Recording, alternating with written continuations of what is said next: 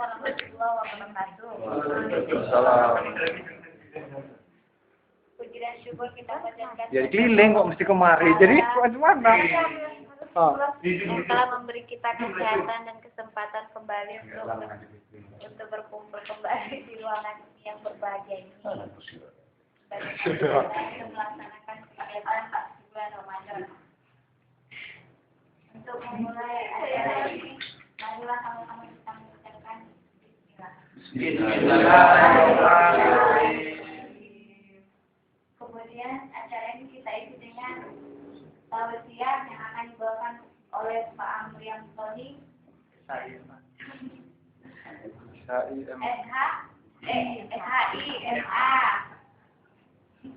dengan Bapak Kaitan, silakan.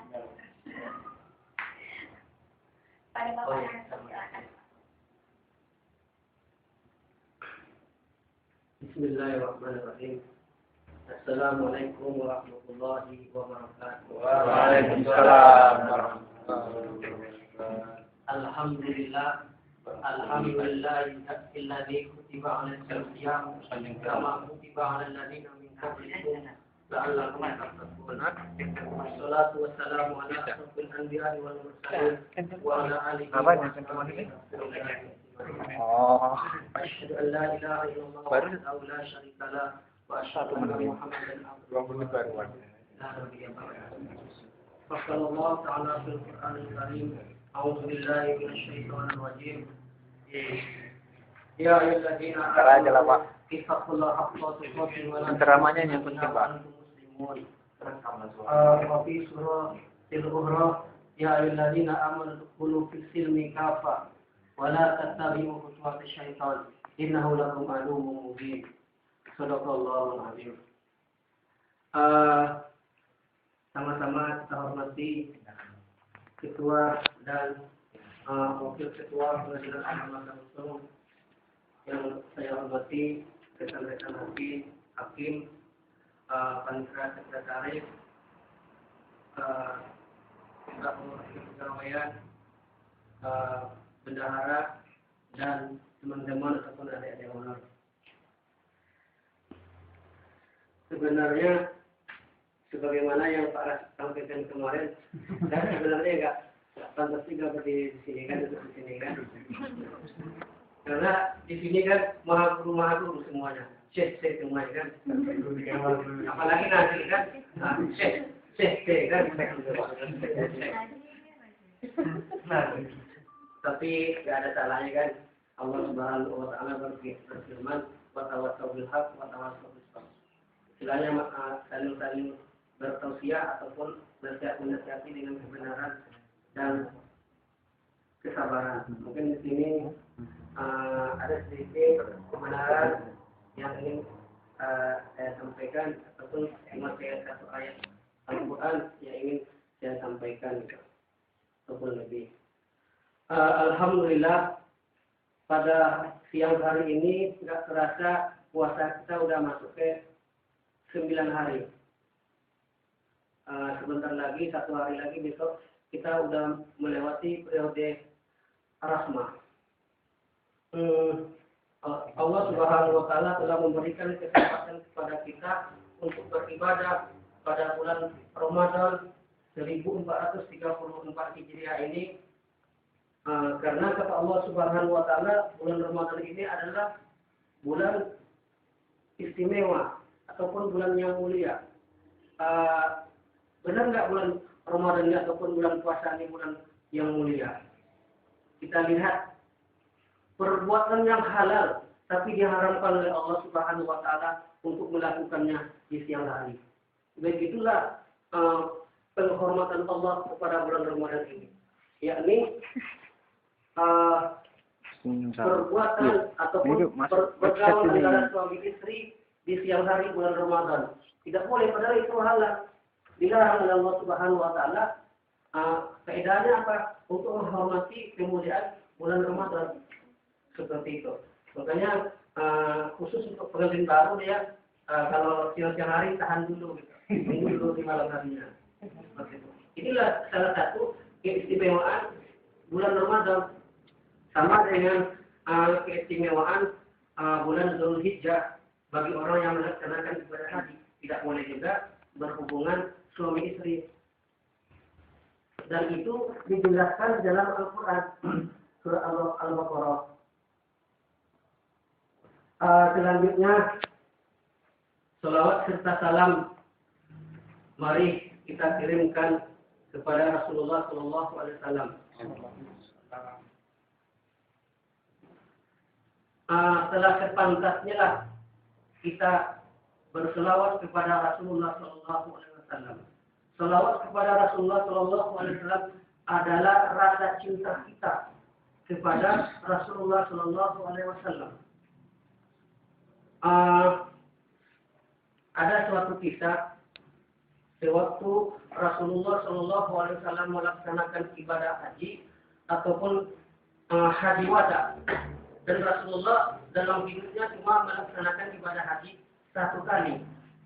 Turun ayat yang terakhir yang berbunyi Bismillahirrahmanirrahim. Al-yawma akmaltu lakum dinakum wa atmamtu alaikum ni'mati wa raditu alaikumul Islam madinah. Waktu haji wada itu khutbah Rasulullah Shallallahu Alaihi Wasallam dibaca ayat ini. Pada hari ini Allah telah menyempurnakan agama kita, dan mencukupkan nikmat atas kita atau atas kalian semuanya, dan meridhoi Islam sebagai agama kita. Kata Rasulullah disampaikan pada khutbah Arafah ataupun khutbah haji wada. Para sahabat pada waktu itu banyak yang bertakbir, senang, bergembira karena Allah Subhanahu wa taala telah menyempurnakan agama Islam. Tetapi pada waktu itu ada seorang sahabat Rasulullah ataupun sahabat besar yang menangis, yakni Abu Bakar Siddiq menangis. Para sahabat lain heran, kenapa Abu Bakar Siddiq menangis? Padahal Rasulullah memberikan informasi ataupun memberikan kabar gembira kepada kita bahwasanya pada hari ini agama kita, agama Islam telah disempurnakan oleh Allah Subhanahu wa taala. Singkat cerita, bertanyalah para sahabat kepada Abu Bakar Siddiq, wahai Abu Bakar Siddiq, wahai sahabat Rasulullah, kenapa saudara menangis sedangkan kami bergembira dengan telah disempurnakannya agama Islam oleh Allah Subhanahu wa taala? Kata para sahabat kepada Abu Bakar Siddiq. Abu Bakar Siddiq waktu itu bahasa seperti Pak kemarin, mungkin bercucuran air mata juga Pak, terseduh-seduh menangiskan. Dijawab oleh Abu Bakar Siddiq, kalian nggak tahu, pada hari ini Allah telah menyempurnakan agama Islam. Tetapi hari ini juga ada kabar yang tidak kita inginkan selama ini. Kalau Allah telah menyempurnakan agama Islam, berarti orang yang sangat kita cintai akan berpisah dengan kita atau akan meninggal dunia. Tidak lama lagi akan berpisah dengan kita. Begitu kata Abu Bakar Siddiq. Dan pada waktu itu bagaimana reaksi para sahabat lain juga ikut menangis dengar kabar dari Abu Bakar Siddiq. Selanjutnya, faedah berselawat kepada Rasulullah Shallallahu Alaihi Wasallam juga dijanjikan oleh Allah di dalam Al-Quran. Sebagaimana yang Allah firmankan pada surat Al-Baqarah ayat 123 dan 48. Bismillahirrahmanirrahim. Wattaqu yawman la tajzi nafsun an nafsin syai'a wa la yuqbalu minha adlun wa la tanfa'uha syafa'ah wa la hum yunsarun. Yang berikutnya, wattaqu yawman la tajzi nafsun an nafsin syai'a wa la yuqbalu minha syafa'ah wa la yu'khadhu minha adlun wa la hum yunsarun. Makna ayatnya sama. Takutlah kamu kepada satu hari yang mana pada hari itu tidak diterima tebusan, tidak diterima sokokan, tidak berguna bantuan. Ini hari kiamat ataupun hari akhirat. Tetapi pada waktu itu cuma satu yang bisa memberi syafaat, yakni Rasulullah Shallallahu Alaihi Wasallam. Menurut sebagian ulama, syafaat di sana itu adalah syafaat dari Rasulullah Shallallahu Alaihi Wasallam. Mulai dari Nabi Adam sampai Nabi Muhammad Shallallahu Alaihi Wasallam, umatnya mendatangi para nabinya. Umat Nabi Adam mendatangi Nabi Adam minta pertolongan supaya bisa dibebaskan dari, karena pada bulan puasa ini berselawat kepada Rasulullah dilipat gandakan. Ada juga hadis yang mengatakan, yang terdapat pada kitab Mustalahul Hadis, mungkin artinya seperti ini, matanya saya tidak terlalu hafal. Barang siapa yang berselawat kepada Rasulullah Shallallahu Alaihi Wasallam 1 kali selawat, akan ditulis 10 kebaikan, akan dihapus 10 kejahatan, dan akan diangkat derajatnya 10 derajat. Cuma sekali berselawat kepada Rasulullah Shallallahu Alaihi Wasallam. Kalau kita sholat tarawih, berapa kali kita berselawat? Dalam sholat, berapa kali kita berselawat? Mudah-mudahan selawat yang kita ucapkan, yang kita sampaikan kepada Rasulullah Shallallahu Alaihi Wasallam, kita terima hasilnya nanti di hari kiamat. Amin. Mungkin sebagaimana cerita saya tadi kan di awal tadi malam kan saya membaca berita online. Khusus daerah Pekanbaru, beredar di sana ustadz palsu kan, dengan cara menelpon ustadz, intinya, Pak, jangan datang ke masjid ini ya, udah ada penceramahnya di sini. Kata pelaku tersebut, rupanya dia yang menggantikan ustadz itu. Di sini kan istilahnya sebagaimana saya sampaikan di awal tadi, saya kan nggak ustadz, cuma sama-sama muzakarah lah kita di sini kan. Mungkin judul tausiah kita pada siang hari ini adalah iman, Islam, dan takwa. Ini kan telah disinggung oleh Pak Wakaf, telah disinggung sebelum ini, tapi nggak ada salahnya saya singgung lagi. Mungkin ada perbedaan penyampaian ataupun yang lainnya. Pada umumnya secara global manusia ini terbagi kepada 2 golongan. Yang pertama golongan kafir, yang kedua golongan muslim. Kalau orang kafir itu seperti apa? Sebagaimana firman Allah Subhanahu wa taala pada surah Al-Baqarah, "Innal ladzina kafaru sawa'un 'alaihim a anzartahum am lam tunzirhum la yu'minun." Sesungguhnya orang kafir itu sama aja. Mau dikasih kabar gembira tentang adanya surga, sebagaimana yang Pak gambar-gambaran surga itu tidak terlintas di pemikiran kita. Atau kita beri kabar pertakut, naziron, basyiron wa naziron, kabar pertakut tentang bagaimana dahsyatnya neraka jahanam itu yang disampaikan kemarin oleh Pak Rasyid. Orang tuh nggak ada, sama aja itu.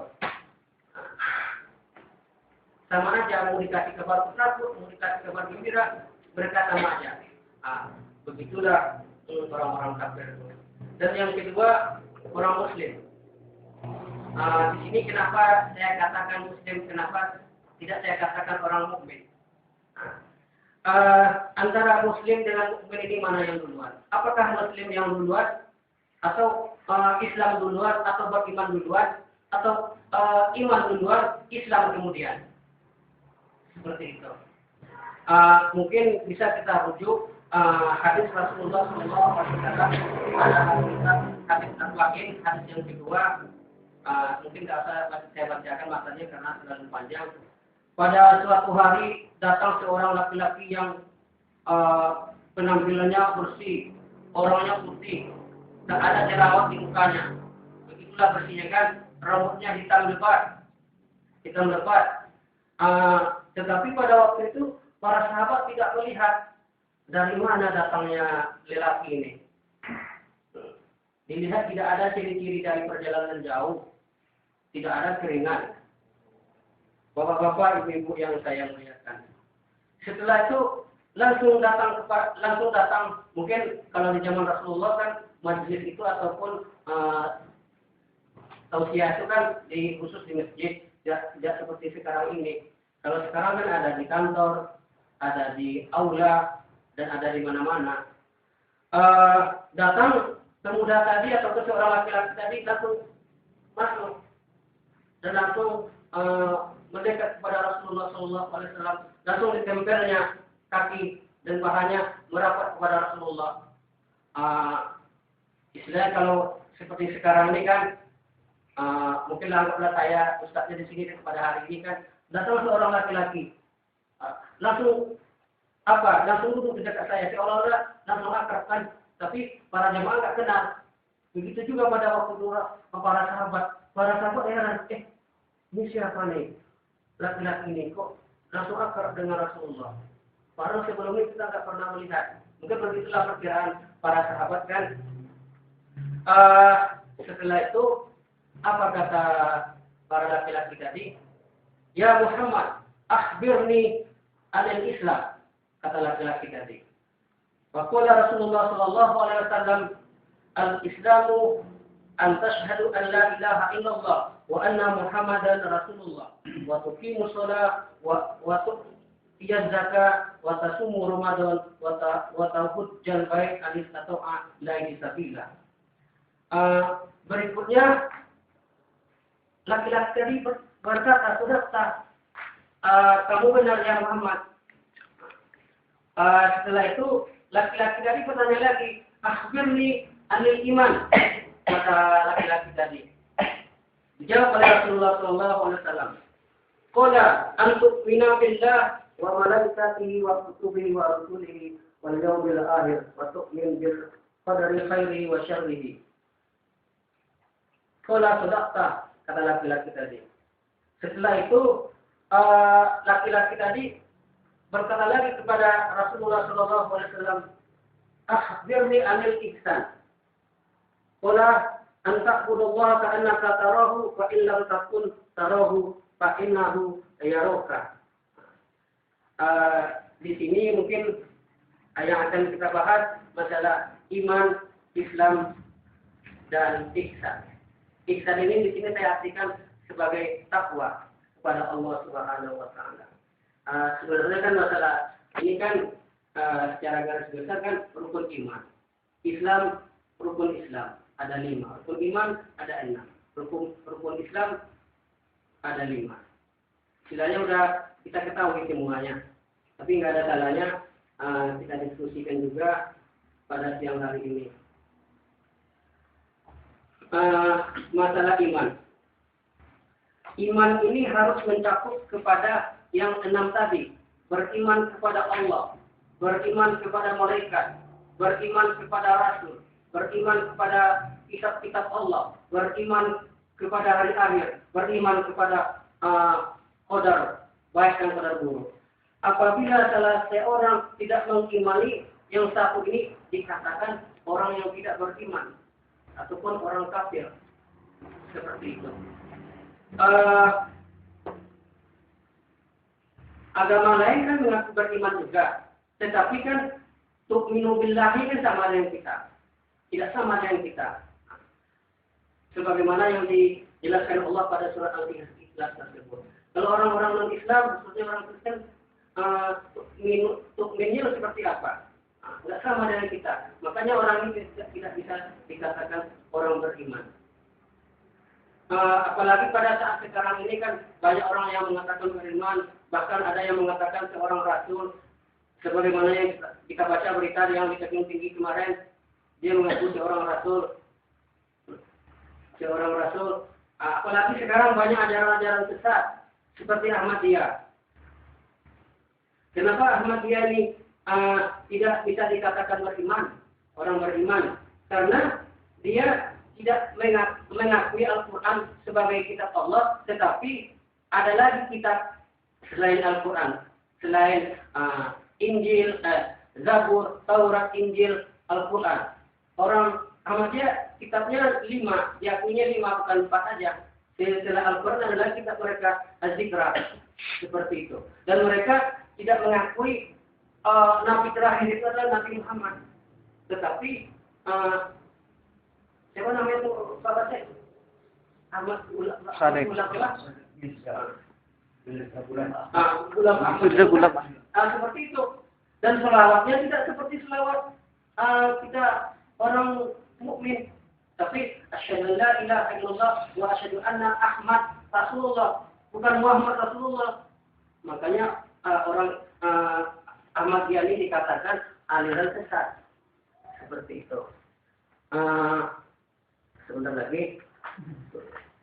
Yang berikutnya yang ingin saya tanyakan, apakah beriman dulu kita atau Islam dulu? Seperti itu. Tetapi yang terjadi di kalangan kita kan Islam dulu baru iman. Kenapa saya katakan seperti itu? Karena masyarakat kita kan masyarakat orang tuanya Islam, anak lahir Islam, berbeda dengan kita contohkanlah Nabi Ibrahim. Nabi Ibrahim bukan Islam dulu, tapi dia beriman dulu. Dicarinya siapa yang menciptakan langit. Umpamanya kan sebagaimana yang dijelaskan di Al-Quran itu, terbit matahari Pak, ini Kak Tuhanku. Terbenam lagi matahari Pak, bukan ini Tuhanku. Malam hari nampak lagi bulan, ini Kak Tuhanku. Di siang hari bilang lagi, bukan ini Tuhanku. Begitulah dia untuk mencari bagaimana tentang Allah Subhanahu wa Ta'ala tersebut. Kalau kita kan lahir langsung disyahadatkan. Asyhadu an la ilaha illallah wa asyhadu anna Muhammad Rasulullah. Karena kalau menurut saya, kenapa saya katakan iman dulu baru Islam atau Islam dulu baru iman? Perbedaan orang beriman dengan orang Islam, kalau menurut saya di syahadat tadi banyak orang-orang Islam insya Allah beriman, tapi belum tentu orang beriman Islam. Seperti yang digambarkan di dalam Al-Quran, ahli kitab itu beriman, tapi mereka tidak Islam. Seperti itu. Sebagaimana firman Allah Subhanahu wa Ta'ala yang mengatakan tadi kan, ya ayyuhallazina amanu qulu fi silmi kaffa wa la tattabi'u khutuwati syaitan innahu lakum aduwwun mubin. Di sini kan Allah Subhanahu wa Ta'ala memanggil orang-orang beriman. Ya ayyuhallazina amanu udkhulu fi silmi, masuklah kalian semuanya ke dalam Islam secara menyeluruh. Di sini kan tidak dipanggil ya ayyuhan nas, hai sekalian manusia, masuklah ke dalam Islam. Tetapi dipanggilnya hai orang-orang yang beriman. Berarti setelah kita beriman kepada Allah, malaikat, rasul, kitab, pokoknya yang enam itu, umpamanya kita kalau menurut ayat Allah ini kan Al-Baqarah ini kan 208 ini kan, setelah beriman baru kita Islam secara menyeluruh. Istilahnya kalau menurut logika saya seperti ini. Bapak ibu-ibu yang saya muliakan.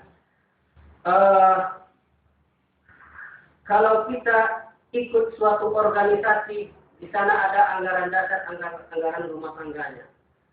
Kalau kita telah dinyatakan sebagai anggota, kita harus tunduk dan mengikuti aturan-aturan yang berlaku di organisasi tersebut.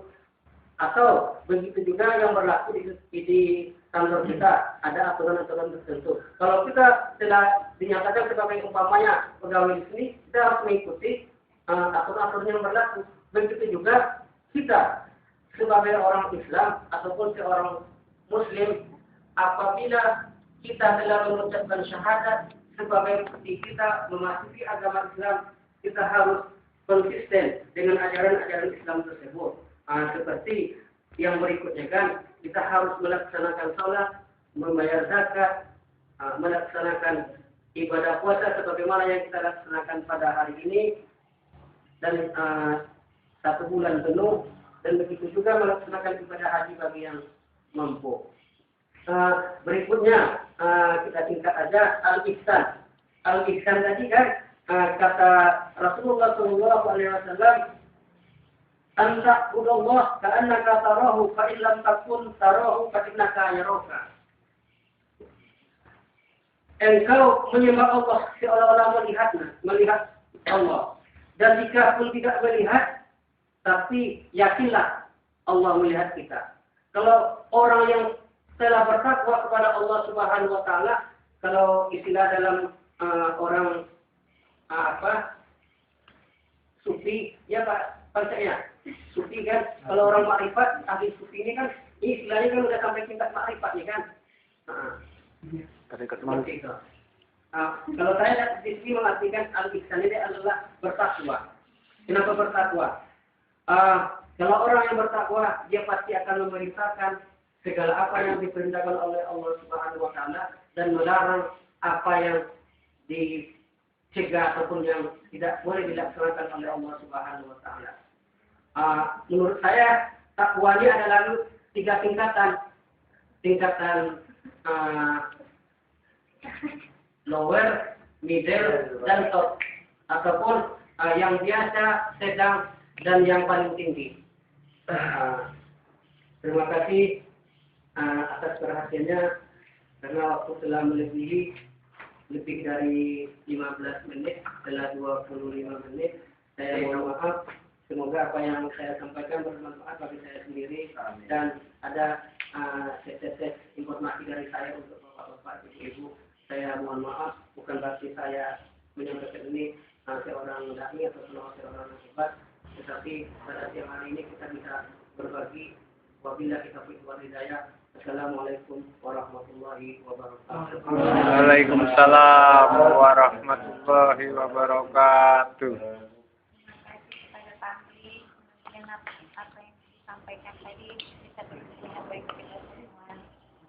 Acara selanjutnya mari kita lanjutkan dengan acara tadarus. Dengan berakhirnya acara ini mari sama-sama mengucapkan alhamdulillah. Alhamdulillahirabbil alamin. Assalamualaikum warahmatullahi wabarakatuh.